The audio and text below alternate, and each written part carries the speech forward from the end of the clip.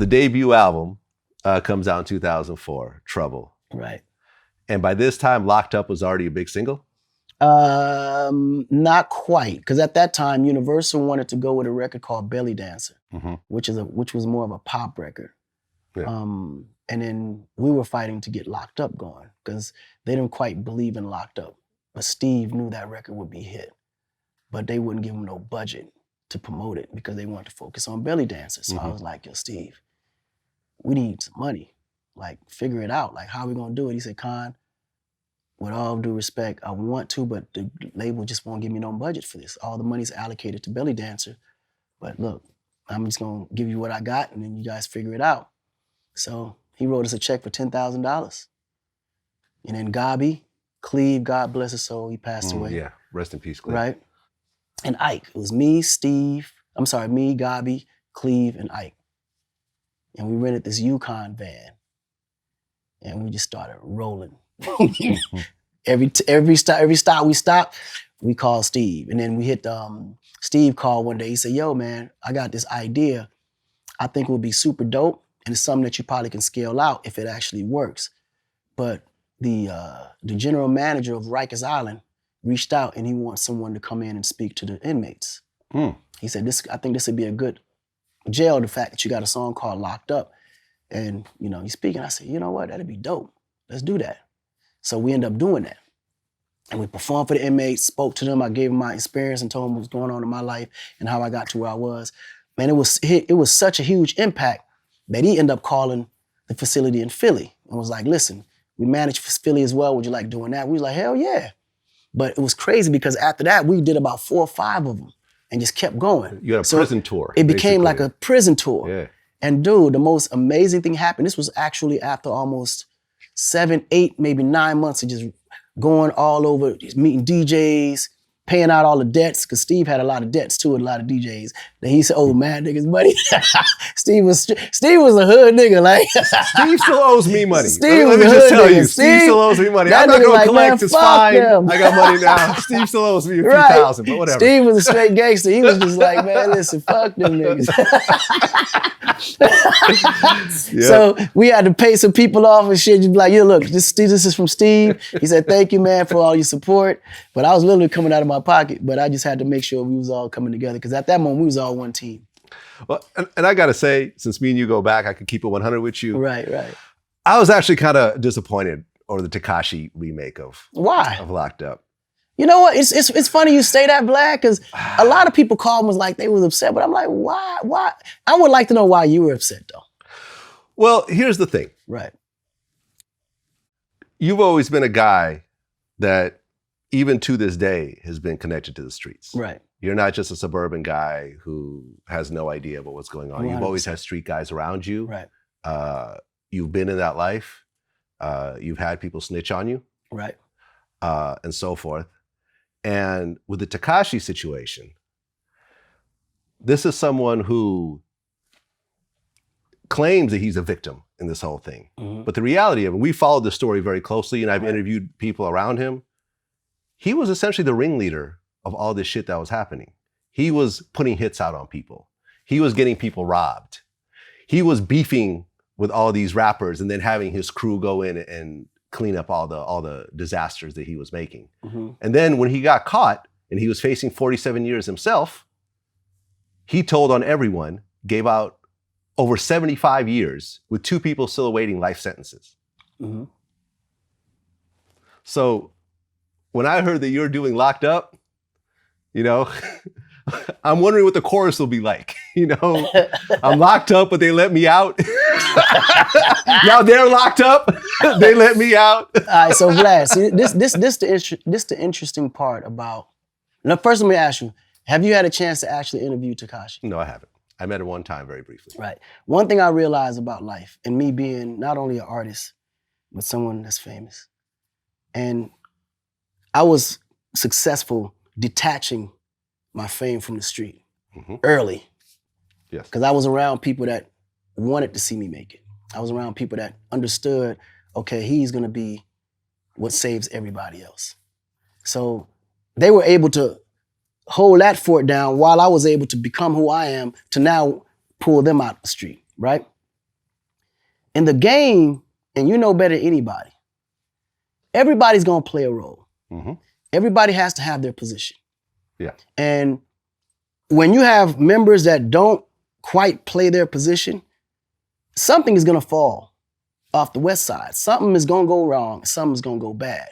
When that something goes wrong and that something goes bad, the responsibility as to what your role is determines who takes responsibility for that.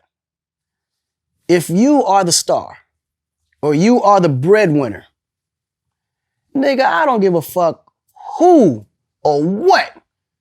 That needs to be protected. Mm-hmm. With a solid bulletproof vest, a fucking force shield, whatever, that right there needs to be protected. And you're gonna do whatever it takes to make sure that's protected, because that's your only role. You don't have no other role outside of just protecting that, because that feeds everything over here. Right. Now, the rumors, which I can say are rumors, because there's always his story, your story, and then the truth. Yeah. You never really know. And I think with Tekashi, there's been a lot of speculation. And I wanted to be the one to say, you know what, bro? Ain't nobody gonna say it out loud. Because if you're in a position where you have to justify who you are and what you are to the street, then you've been a poser since day one. Right? Right. Because think about it. No, just think about it. Think about it for a second, Vlad. Half the people that are upset aren't in the street. Never been in the street. They don't even live by the code of the street. Mm-hmm. Tekashi ain't snitch on you. Why are you mad? Just think about it. If I was in the mix with him and I was affected by him telling on whoever, or for whatever reason he told, that's what I don't like to talk about why he did it. I just know that for whatever reason he did it, he had his reasons. Now, if he comes out one day and says, I did it for this, that, and the reason, which he's done already, right? The question is whether or not you believe his story. See, it goes to a matter of who you decide to believe. Me, I don't give a fuck who did what. What I can tell you is that whole clique was super messy. Mm-hmm. Everybody was sloppy. The 9 Trey Bloods. Right? Yep. Everybody was sloppy, and everybody was trying to claim notoriety. Because real street niggas ain't doing shit that loud. Mm-hmm. They're not broadcasting shit they doing. I agree. They just not, my nigga. I agree. Right? But what I do know is 80% of that was entertainment. The other 20% was a real street nigga in there that did some shit for real. And the feds focused on that. Right? Mm-hmm. And when they focused on that, they realized that, okay, that can't just be done by one person. That was done by a collaboratory group that all agreed that this needs to be done, and let's do it. I understand what you're saying. Right. And I respect what you're saying.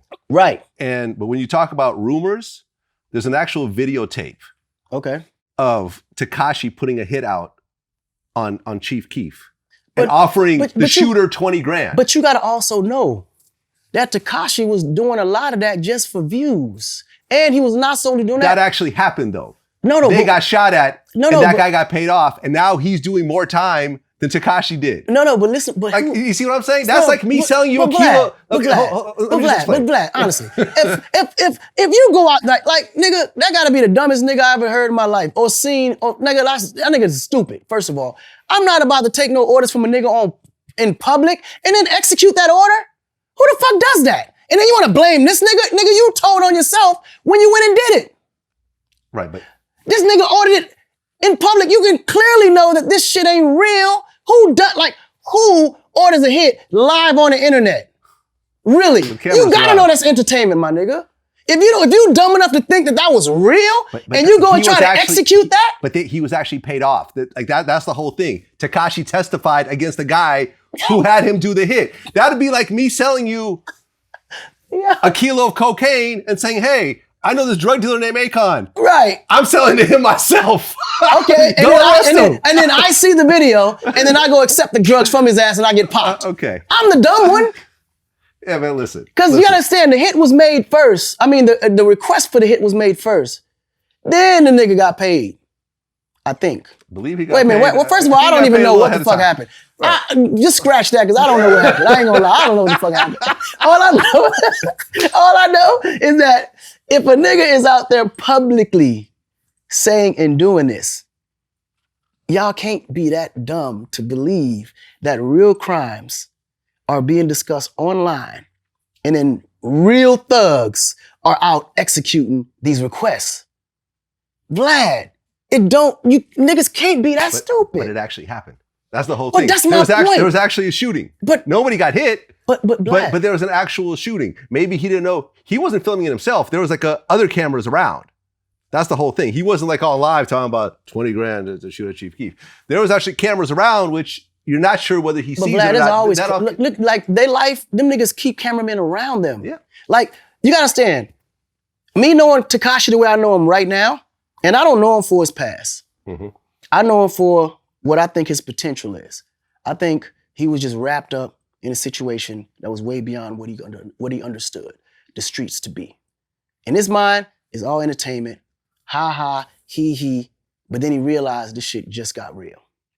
And at the moment when it just got real, he realized also that the people that he felt was rocking with him wasn't quite rocking with him the way he expected them to rock with him.